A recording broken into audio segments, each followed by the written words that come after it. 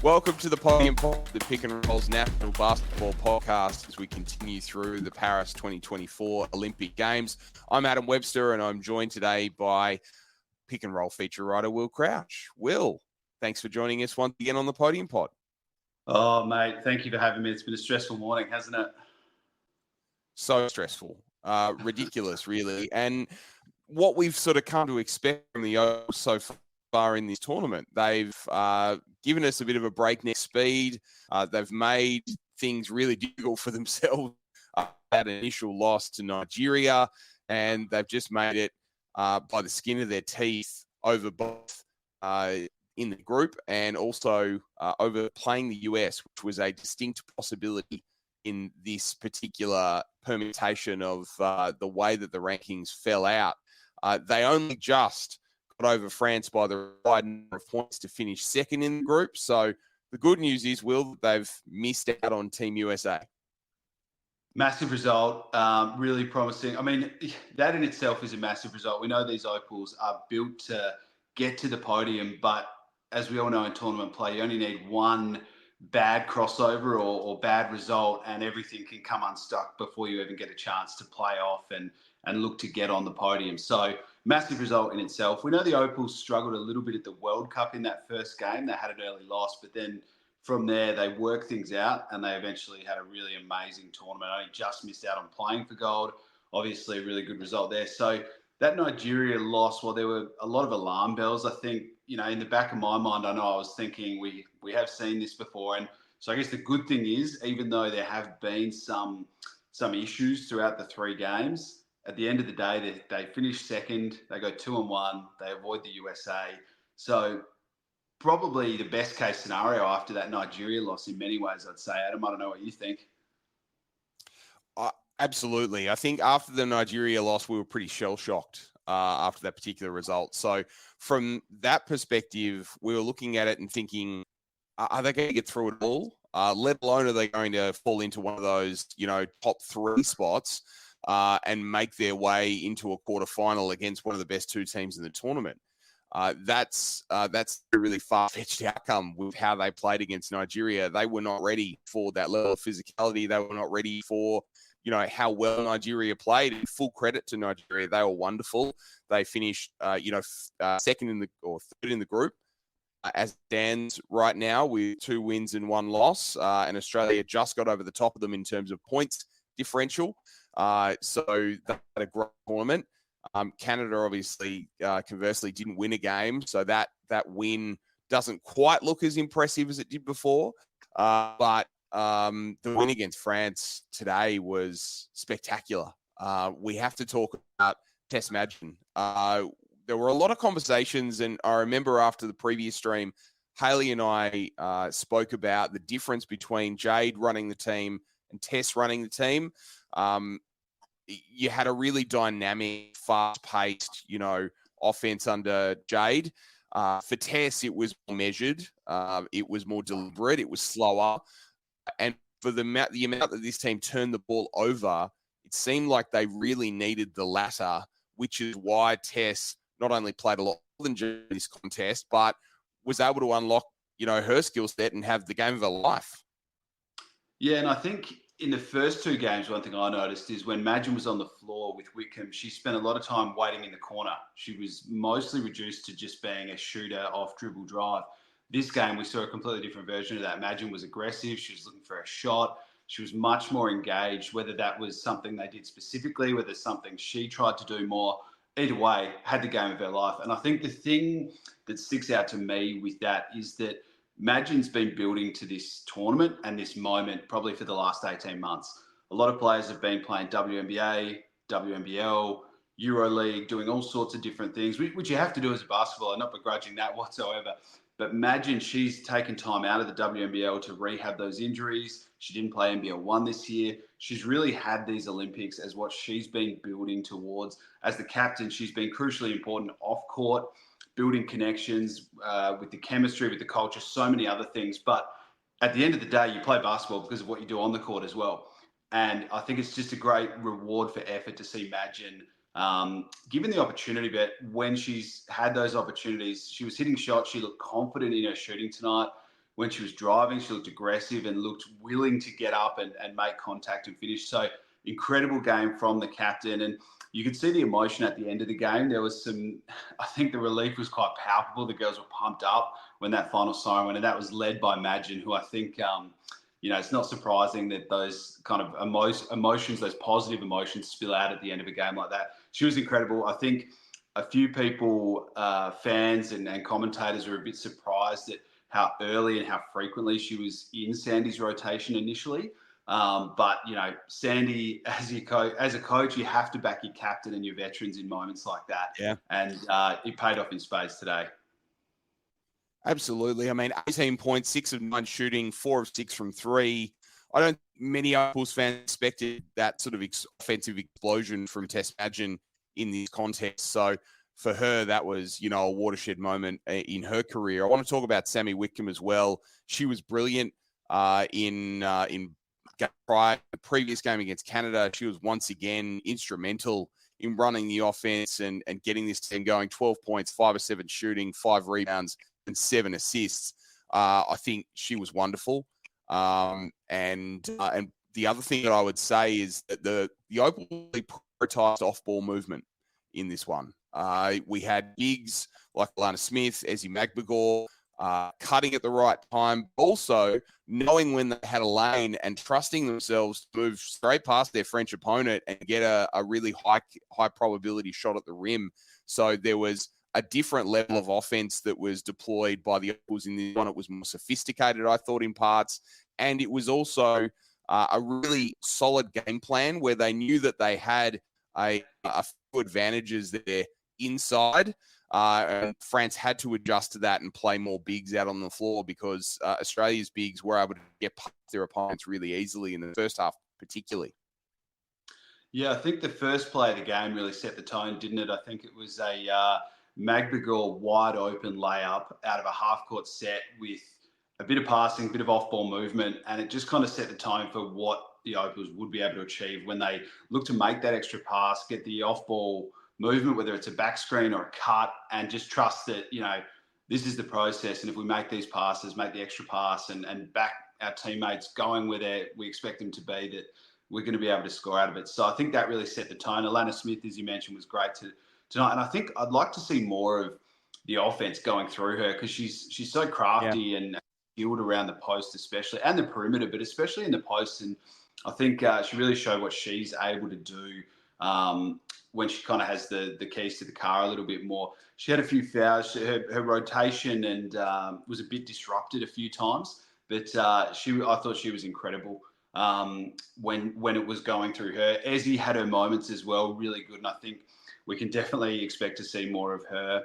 Just going back to your point on Wickham, I think she's been instrumental in the last 2 wins, and it's kind of funny. I feel like she does her best work when she's got the ball in her hands. Today, she had a couple of drives, late shot clock, where she was able to create through the key, little kind of floaters and off-balance kind of running jumpers and that kind of thing. And, when she had the ball in her hands and she could create, it was just fantastic late clock. But I think I'd like to see more of her with a true point guard playing off the ball as a scorer, as opposed to, expecting to be the playmaker, but also the finisher at the end of the shot clock. They're asking a lot of her. And I think she's capable of doing it, but it would be interesting to see maybe a little bit more offense going towards her, but not necessarily through her. I thought it was really interesting in the last couple of games. We haven't seen much of Jade Melbourne in the fourth quarter. She's our starting point guard, but I'm not sure that Sandy necessarily has the trust in her to close out those games. Not entirely unexpected for a 21-year-old playing at her first Olympics. She's doing a tremendous job. It's not a knock on her, but I think it is interesting that Sandy's opting to kind of go for the more experienced lineups. It would be, I don't know, I'd perhaps just like to see a little bit more of Wickham being set up to score as opposed to facilitating the entire offense. I'll touch point in a moment. I do have to advise all of our watchers on YouTube and listeners, the Podium Pod is brought to you by Team Feet. Team Feet offers premium athletic socks for modern teams, however they compete, with sweat wicking cotton, arch support, ventilation panels, and compression stitching. Team Feet socks are built to outperform. Whether your team is tiny or 1,000-strong, Team Feet unites and excites your players and supporters with their combination of quality and performance. Join basketball teams around Australia and the world by choosing Team Feet for designs and worldwide delivery. Head to teamfeet.com. It's an interesting point that you raise. Sandy elected to go with Jade and Izzy Borlase at one point there, and we didn't see the offense really flourish. I think the physicality of this tournament, and I want to call out Jade Melbourne specifically, pardon me, because it's every time she has the ball, she's attacked physically, and the referees are letting a lot of that go. I would want to make sure that's happening on both ends, because if it's the way that the game is being called, then it's up to Jade and it's up to the Opals to adjust to that. But I don't think there was the expectation of this amount of physicality. And I think Jade Melbourne is bearing the brunt of most of that physicality from opponents. Yeah, it's funny when people say, the Olympics are at a different level or playing WNBA is a different level.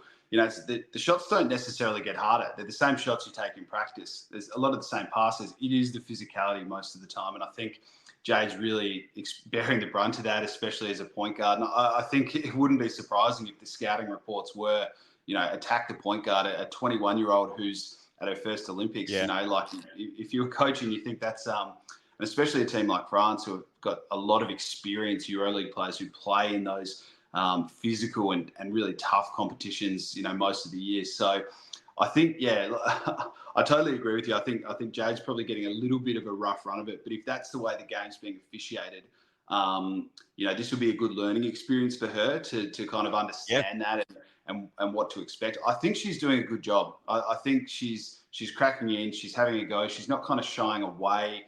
There have been turnovers, but I think that's been a problem for the Opals at large. I know a lot of people were criticising Steph Talbot earlier in the competition, but those turnovers aren't necessarily just bad ball handling and bad passing. Sometimes it's extra added physicality. It's a chop on the arm that isn't called. It's someone fighting through a screen and not able to get through, and it can be beyond just one person. So I like what Jade's doing. I'd like to see probably a little bit more protection, but I'm not sure we're going to see that in this tournament. And I think it's going to be on Jade and Sandy now to figure out what can we do to make life a little bit easier and open up. Is it higher screens up the floor? Is it more shared ball handling? I don't know the answer to that, but I would like to see. I'd like to see more of Jade, to be honest with you. I think she has so much talent. She's a dominant scorer at WNBL level. Obviously, this is a higher level. We haven't seen her kind of go off as such, but I think the tools are all there.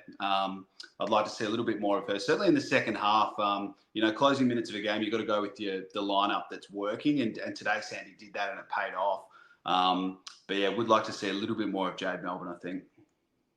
I think it's incumbent on the coaching staff to have a word with the referees and to really go and start point guard as well. I mean, if this is the way that the game's going to be officiated, then it's up to the coaching staff to, have the right conversations at the right times, give that feedback throughout the game and say when the contact is not appropriate.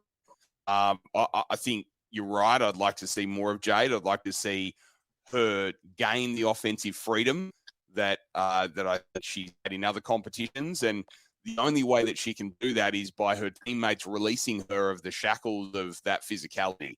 And teammates are able to do that, then she'll get some space. And with some space, we know what a deadly scorer and facilitator she can be. So I think that has to be a focus if she's going to see significant court time for the rest of this tournament. I want to talk about the bigs off the bench. Mariana Tolo had, 6 really pretty strong minutes, I think, in the first half. And George played 25 minutes overall. She was a +6. She had that huge 3 in the corner to finish and a couple of that free throw at the end. Fortuitously missed the last free throw, which I think was an intended miss to try and stop France from having any chance of going up the floor. But, the big rotation we saw, what we saw in the previous games prior to this tournament, the couple of games that the Opals had against Spain and Canada. We saw in this game why they've taken so many bigs, and that's their point of difference. They're able to get inside, they're able to score and be aggressive, and they had a really strong big rotation in this contest. Yeah, I mean, Mariana Tolo, I think, is a great situational player for the Opals. She's got the size, she's Yeah. got talent, she can run the floor. We saw her get one of those open layups, pushing transition. I'm not surprised she's not playing big minutes, but I think she's a valuable piece for them. As we've just seen in a comment there, Ezzy and Alana outstanding in the third term. They've been electric, the pairing of Ezzy and Alana. I was surprised in some ways initially on selection that they didn't also go with the Darcy Garvin to interchange the kind of three tall but stretch bigs. But as you mentioned, Kayla was outstanding tonight. I think Sandy has an immense amount of trust in Kayla.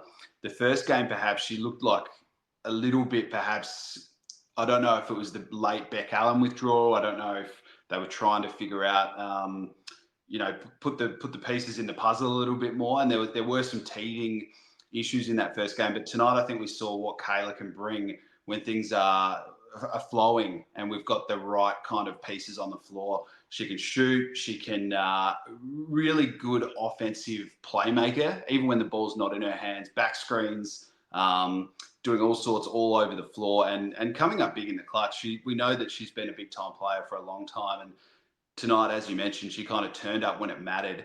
But, complementing what Ezzy and Alana were able to do throughout the game. So I think that is a point of difference. And you know that if you're coming up into semifinals, quarterfinals, and taking on the USA, size becomes such a critical issue. And it's really encouraging, I think, to see those three bigs, especially, as well as Tolo, having some big outings and playing some important minutes. Interestingly, no Lauren Jackson, who I think a lot of people expected to play big minutes. Surprisingly, I'm not sure there was any initial idea that she was going to come in and play 30 minutes and be a 20-point scorer. In her early 40s, but no Jackson tonight, no Christy Wallace either. So interesting that you're two players down almost, and you're able to get it done against someone like France. So it seems like things are clicking at the right time, and as you mentioned, especially clicking with the bigs. So that's really encouraging for mine. I feel with the fact the Opals will enter into a quarterfinal matchup. We still don't know who. We still don't know when. It's highly likely to be Wednesday night or Thursday morning our time. I think the slots for those games. So we cross our fingers and toes that it's not the 1 or 2 a.m. slot that the Olympics have this year. That would not be great. They looked after us for the Boomers. They've looked after us all tournament long, to be fair, the IOC. So well done to them and FIBA. But I want to look at what went wrong in this contest and what they need to avoid doing. And it's just turnovers. Will, there were 17 turnovers in this contest. We saw 24 turnovers against Nigeria. There were 7 turnovers in the last quarter alone. So they're actually tracking extremely well for turnovers up until 3/4 time. The team needs to take care of the ball. They do put too much air under the ball at times, and they do fail to help each other up the floor when there's pressure, which results in easier turnovers and strips by the opposition. What can Australia do differently to limit turnovers in the quarterfinal rounds? Look, I think some of those turnovers you have to cop. You're always going to have turnovers. When someone drives and gets triple teamed and tries to whip a pass out, and there's movement on the perimeter, and the ball goes 1 inch wide for a shooter, it's frustrating. But at least the intent is there. The ones I can't live with are those backcourt turnovers or the lazy pass up the court from a guard. At some stages tonight, or this morning, I should say, we saw Ezzy and Alana bringing the ball up the court, and they're completely capable of doing it, but I feel like the guards in the team, there needs to be a greater sense of ball security, safely getting the ball up the court, whether that's getting bigs to come down and screen up the court and set some screens with intent and use them in the backcourt, whether it's tweaking the offense to get into motion earlier up the court. I just think there needs to be a bigger emphasis, especially those backcourt turnovers and entering in the offense. We saw Izzy Borlace make an early turnover tonight, and she didn't get back in the game. So Sandy clearly, he's sitting there thinking that ball security is paramount, and she's not going to, risk these young players going through the, those teething pains where they sometimes, there's nerves, there's all sorts of issues there. But I think ball security up the court from the guards just needs to be a greater issue, and it does beg the question. in some ways. Should the Opals have taken a pure point guard? Obviously, there's Jay, there's Sammy, that Christy Wallace hasn't been playing the last 2 games. There's Magin as well. But, the question needs to be asked, how many of these are pure point guards? Would a Steph Reed have perhaps helped some of these issues, just playing some backup minutes and really like a point guard whose one wood is ball security and safely getting into an offense and using pick and rolls to facilitate. I'm not necessarily questioning the selection. Magin came out tonight and was electric off the bench. We've seen good minutes from most players so far. Atwell stepped in and had some big moments tonight, as well as the 13th selection. But it does pose the question, how important is having a point guard who, prioritises ball security and keeping those turnovers down? Well, very important in the scheme of things, I think. And I think the other comment I'd make is touching on a point you made. It's a team scheme to beat this, to limit turnovers. It's everyone working together. Far too often, the point guard or the individual bringing the ball up the floor has been on an island, responsible for getting it across halfway without the help of teammates, either screening, making themselves available for a pass, whatever the case may be, and sprinting up the floor to try and help. So I think the team has to attack this as a team because of that personnel issue. I think, in the post-mortem and wash-up of this tournament, regardless of how it goes for the Opals, we will hear a lot of point guard names around like Steph Reed, Shyla Heal. But for this tournament and for the personnel they have in this tournament, they have to solve this as a team because they don't have that go-to ball handler, steady hand off the bench that's able to really, manage this team in that way. But we will await the quarterfinal drawings for the 2024 Paris Olympics. The Opals are through by the skin of their teeth. The Boomers, likewise, were through by the skin of their teeth. And thus, we move to some quarterfinals where both teams, it's almost a mirror image situation where either team could win on their night if everything goes right for them. It's just that not has gone right so far for either team. Will, thank you so much for being on the Podium Pod, and we look forward to talking to you later in the tournament. Thanks, mate. Fingers crossed it's a lot later in the tournament. Thanks to everyone for tuning in on YouTube. Make sure you like and subscribe to our YouTube channel, or sign up to the Podium Pod on Apple Podcasts and Spotify, as well as Unwrap, the Pick and Roll podcast as well. To pickroll.com.au and subscribe for great content like that of my broadcast partner today, Will Crouch. For Adam Webster, thank you so much for tuning in today on YouTube, and we'll see you again next time.